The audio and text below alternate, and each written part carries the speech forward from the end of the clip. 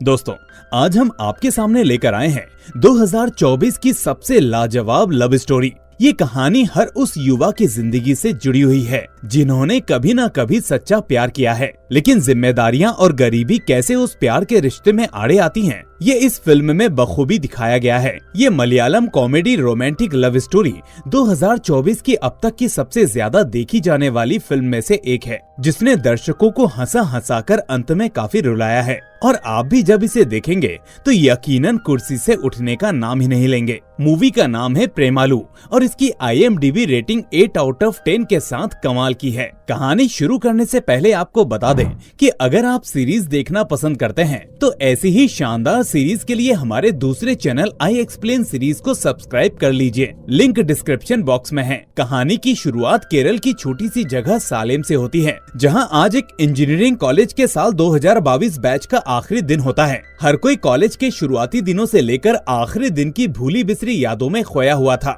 उन्हें यकीन ही नहीं हो रहा था कि उनकी जिंदगी के ये 4 साल हंसते खेलते कैसे निकल गए।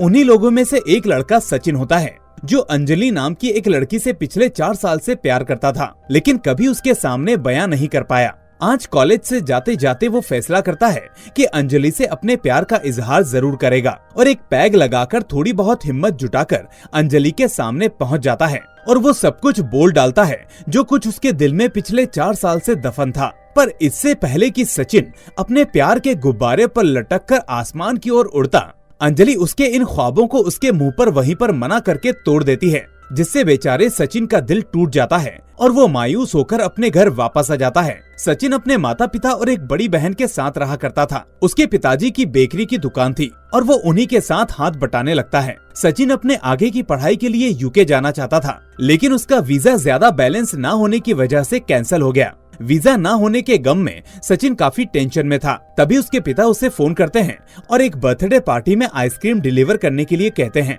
पर ये घर उसके दोस्त अमल का होता है। अमल सचिन को देखकर काफी खुश होता है और उसे अपने घर में इनवाइट करता है, साथ ही साथ उसका हालचाल भी लेता है, जिस पर सचिन उसे बताता है कि उसके दिन बहुत बेकार चल रहे हैं। हाल ही में उसका वीजा भी कैंसिल हो गया और तो और जिस लड़की से वो प्यार करता था उसने भी उसके मुँह पर मना कर दिया। वो किसी भी तरीके से इस शहर से दूर जाना चाहता है ताकि सब कुछ नए सिरे से शुरू कर सके, जिस पर अमल उसे अपने साथ गेट की तैयारी करने के लिए हैदराबाद चलने को कहता है। पहले तो सचिन उससे कहता है कि उसे गेट में बिल्कुल भी दिलचस्पी नहीं है, कि गेट की तैयारी इस जगह को छोड़ने का अच्छा बहाना हो सकता है और इसके लिए वो अपने पिता को मना भी लेता है। वहीं दूसरी तरफ हमें रेनू नाम की एक लड़की से रूबरू कराया जाता है, जिसने हाल ही में हैदराबाद के एक ऑफिस में ज्वाइनिंग ली थी, जिसमें उसकी सहेली कृतिका ने उसकी काफी मदद की है और वो उसी के साथ हैदराबाद में रहती थी। उनके कमरे में निहारिका नाम की एक और लड़की भी रहा करती थी, जो कि काफी नशा करती थी। ऑफिस में आदि नाम का एक लड़का, जो रेनू के बॉस का सीनियर था, जो खुद को बहुत ही परफेक्ट दिखाने की कोशिश करता है और किसी न किसी बहाने रेनू के इर्द गिर्द मंडराता रहता है। रेनू भी उसकी क्वालिटीज से काफी इम्प्रेस थी। आखिर ऐसा होना लाजमी भी था, वो उसका बॉस जो ठहरा। उधर सचिन और अमल भी हैदराबाद पहुंच चुके थे और वो अपनी कोचिंग शुरू कर देते हैं और वहीं रेनू और कृतिका भी काम पर ध्यान देने लगती हैं। एक दिन ऑफिस की थकान मिटाने के लिए वो तीनों सहेलियां छत पर बियर का लुत्फ उठा रही थी। तभी रेनू कहती है कि उसके ऐप पर एक भी ढंग का लड़का नहीं है, उसकी तो किस्मत ही फूटी है। जिस पर कृतिका बोलती है कि तुम्हें तो खुद से ज्यादा मैच्योर और सफल इंसान चाहिए और आखिर सर्वगुण संपन्न लड़के आजकल दुनिया में कहाँ मिलते हैं। तभी नशे में धुत निहारिका रेनू से बोलती है कि अब वो इस कैन को नीचे फेंकने वाली है और ये जिसके ऊपर भी गिरेगा तुम्हारी शादी उसी से होगी।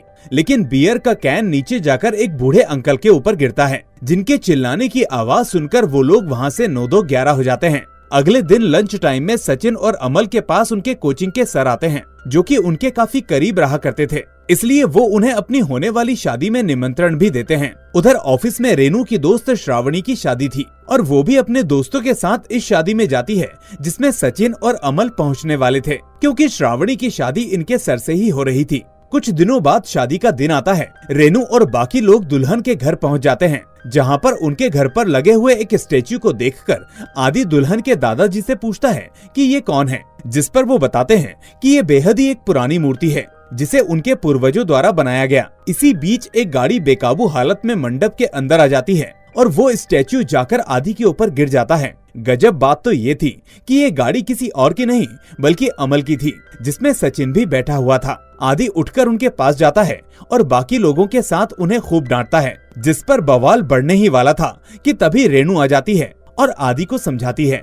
रेनू को देखकर सचिन का दिल एक बार फिर से जोरों से धड़कने लगता है और पहली ही नजर में वो रेनू के प्यार में पागल हो जाता है। शादी के समारोह में जहाँ सभी लोग अपने अपने काम में बिजी थे, वहीं सचिन की नजर सिर्फ रेनू पर थी। ये बात अमल भी अच्छी तरह से समझ रहा था, लेकिन जब वो स्टेज पर आदि और रेनू को एक साथ परफॉर्म करते हुए देखता है तो उसे लगता है कि कहीं ये दोनों गर्लफ्रेंड बॉयफ्रेंड तो नहीं है। मगर फिर भी सचिन का दिल ये मानने को तैयार नहीं था। थोड़ी देर बाद आदि और रेनू सचिन के आगे वाली सीट पर ही बैठ जाते हैं। आदि उन दोनों का मजाक उड़ाने की कोशिश करता है, लेकिन उसका ये प्लान फेल हो जाता है। वहीं जब सचिन अपने मजाकिया अंदाज में खिलखिलाती बातों को करता है तो सभी के चेहरे मुस्कान से भर जाते हैं, जिसे देखकर आदि को उन दोनों पर काफी गुस्सा आता है और अब वो उसके लिए दुश्मन हो गए थे। डिनर होने पर जब रेनू और कृतिका साथ में बैठी थी, तभी वहाँ पर मौका देखकर सचिन और अमल भी आ जाते हैं। सचिन उन्हें बताता है कि उसने जानबूझकर गाड़ी नहीं ठोकी थी, बल्कि ब्रेक की जगह एक्सीलेटर दब गया था। अपनी सुबह की गलती के लिए वो माफी मांगता है, जिस पर वो उन्हें माफ कर देती है और फिर उन चारों की बातचीत आपस में शुरू हो जाती है और वो लोग एक दूसरे के बारे में काफी कुछ जानने लगे थे, जैसे कि वो सभी हैदराबाद में रहते हैं वगैरह वगैरह। सुबह विदाई के बाद मालूम पड़ता है कि आदि किसी काम के सिलसिले में विशाखापट्टनम जा रहा है, यानी कि अब कृतिका और रेनू को अकेले ही हैदराबाद जाना पड़ेगा। इस पर वो दोनों काफी परेशान हो जाते हैं और फिर उन्हें ध्यान आता है कि सचिन और अमल भी तो हैदराबाद ही जाएंगे, क्यों ना उनके साथ ही निकल जाएं। ये बात जब आदि को मालूम पड़ती है तो वो काफी नाराज होता है और उन लोगों पर भरोसा करने के लिए मना कर देता है, लेकिन वो दोनों नहीं मानते हैं। इधर हम देखते हैं कि सचिन जब हैदराबाद के लिए निकल रहा था तो काफी निराश था, क्योंकि वो रेनू के साथ थोड़ा और वक्त गुजारना चाहता था। पर उसे क्या पता था कि ऊपर वाले ने उसका जुगाड़ पहले से ही कर रखा है। और जैसे ही वो लोग जाने की तैयारी कर रहे थे, तभी वहाँ पर रेनू आ जाती है और उनसे हैदराबाद तक की लिफ्ट मांगती है। बस फिर क्या था, चारों लोग हैदराबाद के लिए खुशी खुशी निकल जाते हैं। अपने बगल में रेनू को बैठा देख सचिन को विश्वास ही नहीं हो रहा था कि वो उसके साथ है। उसका दिल तो अंदर ही अंदर झूम रहा था। और रात को सभी हैदराबाद पहुंच जाते हैं, साथ ही जाते जाते अपना नंबर भी एक्सचेंज कर लेते हैं। अब सचिन के हाथ रेनू का नंबर तो लग गया था, वो उसके करीब भी आना चाहता था, लेकिन गरीबी में करीबी आए कैसे, इसलिए वो पैसे कमाने के लिए अमल की मौसी की किचन शॉप में काम करना शुरू कर देता है। और तो और कृतिका से पूछकर वो लोग उसके घर के पास एक कमरा भी ले लेते हैं। वहीं ऑफिस में आदि सभी लड़कियों में पेपर स्प्रे बांट रहा था ताकि वो इससे अपनी सुरक्षा कर सकें, लेकिन हकीकत में ये सब तो वो रेनू के लिए कर रहा था, क्योंकि उसे डर था कि कहीं सचिन उससे जोर जबरदस्ती ना करे। नए रूम में शिफ्ट होने के बाद सचिन और अमल रेनू और कृतिका को धन्यवाद करने के लिए फोन लगाते हैं और फिर उनसे वीकेंड पर क्लब चलने के लिए बोलते हैं, जिसमें वो दोनों राजी भी हो जाती हैं। पर इन वक्त पर निहारिका भी उनके साथ चलने की जिद करती है। अब रेनू सचिन को फोन करके एक और लड़के को बुलाने के लिए कहती है, वरना उनकी कपल एंट्री नहीं हो पाएगी। पहले तो रेनू आदि को साथ ले जाने की बात करती है, पर सचिन इसके लिए उसे मना कर देता है और अमल की मौसी के लड़के थॉमस को बुला लेता है। अब वो सभी क्लब जाते हैं, जहां अमल कृतिका को अकेले में साइड में ले जाता है। कृतिका को लगता है कि आज अमल उसे जरूर प्रपोज करेगा, जिस पर वो उसे पहले ही बता देती है कि उसकी शादी होने वाली है। पर बेचारी क्या जानती थी कि ये सब अमल अपने लिए नहीं बल्कि रेनू और सचिन के लिए कर रहा है। ये सुनकर कृतिका हैरान रह जाती है और उससे कहती है कि इन दोनों का मिलना नामुमकिन है, क्योंकि रेनू को तो एक अच्छी नौकरी वाला समझदार लड़का चाहिए और सचिन के करियर का तो दूर दूर तक कोई अता पता नहीं। वहीं उसके ऑफिस में तो अफवाह भी उड़ने लगी है कि रेनू आदि जैसे किसी वेल सेटल्ड लड़के के साथ शादी करने वाली है। कृतिका की बातों से सचिन का दिल टूट जाता है और इस गम में वो क्लब में खूब पीता है। इतना पीता है कि वहीं पर बेसुध होकर लुढ़क जाता है। सुबह अमल उससे कहता है कि अब तो तुझे सच्चाई पता चल गई है ना, अब तू यहाँ रहकर क्या ही करेगा, जा चेन्नई वापस चला जा। पर सचिन अभी भी हार नहीं मानने वाला था। वो शहर छोड़ने से पहले एक बार रेनू के मुंह से ये बात सुनना चाहता था। इधर अब रेनू ऑफिस में परमानेंट हो गई थी, जिस बात का जश्न मनाने के लिए वो सचिन से कुछ बर्गर ऑर्डर करती है, जिनकी डिलीवरी भी खुद सचिन देने आता है। सचिन की मेहनत देखकर रेनू को उस पर तरस आता है। वो उसे अपना रेज्यूमे भेजने को कहती है ताकि वो उसकी किसी अच्छी जगह नौकरी लगवा सके। ऑफिस में सबको बर्गर बहुत पसंद आता है। इसी बीच आदि उससे पूछता है कि ये बर्गर तो बेहद लजीज है, इसे कहाँ से ऑर्डर किया, जिस पर वो बताती है कि ये उसने सचिन से मंगवाया है। ये सुनकर तो कुछ ही सेकंड्स पहले स्वादिष्ट लगने वाला बर्गर आदि को अब जहर जैसा लगने लगा और उसे शक होने लगा कि ये अभी भी उसके कांटेक्ट में है। इसके बाद हम सचिन और उसके एक दोस्त को देखते हैं जो अपने कॉलेज में डिग्रियां लेने आते हैं, जहां वो अपने दोस्त से लंबी लंबी हाँकने लगता है कि उसकी एक गर्लफ्रेंड बन गई है जो कि बहुत बड़ी कंपनी में काम करती है। इसी दौरान वो रेनू का स्टेटस देखता है जहां पर वो कहीं जा रही होती है। सचिन रेनू को फोन लगाता है और पूछता है कि आखिर वो कहां जा रही है। वो बताती है कि वो अपने घर जा रही है और जो बर्गर उसने दिया था उसकी वजह से उसका पेट भी खराब है। सचिन पूछता है कि अभी तुम कहाँ हो, तो रेनू उसे आने वाले स्टेशन का नाम बताती है जो कि सचिन के कॉलेज के पास ही था। इसलिए सचिन भागकर एक दादी जी के पास जाता है जो आयुर्वेदिक दवाइयाँ बनाती हैं। उनसे दवा लेकर सीधे वो स्टेशन भागता है, लेकिन भागा दौड़ी में वो स्टेशन पर गिर जाता है जिससे उसके फोन की डिस्प्ले टूट जाती है। हालांकि वो किसी तरह से रेनू को दवाई दे देता है, पर यहाँ ट्रेन ज्यादा देर नहीं रुकती। रेनू अंदर जाकर सचिन को फोन लगाती है और पूछती है कि तुम घर के लिए निकले या नहीं। सचिन कहता है कि नहीं, मैं तो तुम्हारी ट्रेन में चढ़ गया हूँ क्योंकि मैंने सोचा कि क्यों ना मैं भी अपने घर घूम आऊं। ये सुनकर रेनू उससे अगले स्टेशन पर उसके डिब्बे में आने को कहती है। अब अगले सीन में हम देखते हैं कि वो दोनों एक ही डिब्बे में साथ में बैठे हैं। तभी आदि का फोन आता है और वो रेनू के साथ सचिन को देखकर गुस्से से आग बबूला हो जाता है, लेकिन बेचारा इतनी दूर से जलने के अलावा कर भी क्या सकता था। वो रेनू के ऊपर काफी गुस्सा होता है,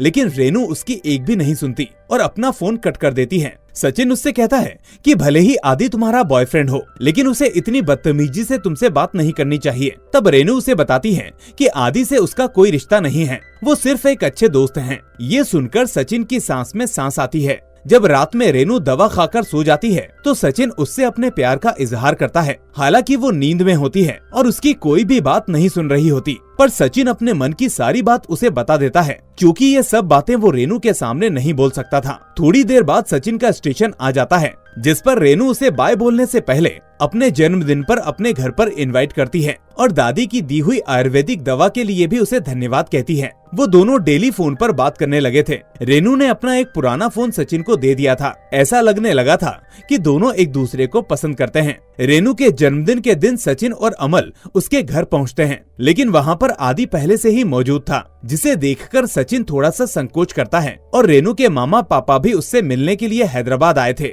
लेकिन आदि पहले से उन्हें इम्प्रेस करने में लगा हुआ था। वो रेनू के माता पिता से घुलने मिलने के लिए एक छोटी सी ट्रिप डिसाइड कर लेता है, पर रेनू वहाँ अपने साथ सचिन और अमल को भी बुला लेती है, जो कि आदि को बिल्कुल भी पसंद नहीं आता। फिर एक दिन रेनू सचिन की नौकरी में मदद करने के लिए उसका रेज्यूमे तैयार कर रही होती है। अचानक सचिन उससे बातों ही बातों में अपने प्यार का इजहार कर देता है। पहले तो रेनू को लगता है कि वो कोई मजाक कर रहा है, लेकिन फिर सचिन के चेहरे से उसे समझ में आ जाता है कि ये सच है। हालांकि रेनू उसे साफ मना कर देती है। वो जरूर उसकी फिक्र करती है, उसकी मदद करती है, लेकिन उसका ये मतलब नहीं था कि वो उससे प्यार करती है। और इस नाकामी को सचिन झेल नहीं पाता और वापस अपने घर आ जाता है। उधर कृतिका की भी शादी तय हो गई थी। वो भी अपने पति के पास रहने के लिए जा रही थी, जिससे रेनू अकेली हो चुकी थी। अब ना तो उसकी जिंदगी में सचिन था और ना ही कृतिका। साथ ही साथ जब वो ऑफिस में आदि से किसी काम के सिलसिले में बातें करती है तो वो उससे चिल्लाकर बात करता है, जिससे उसे समझ में आ जाता है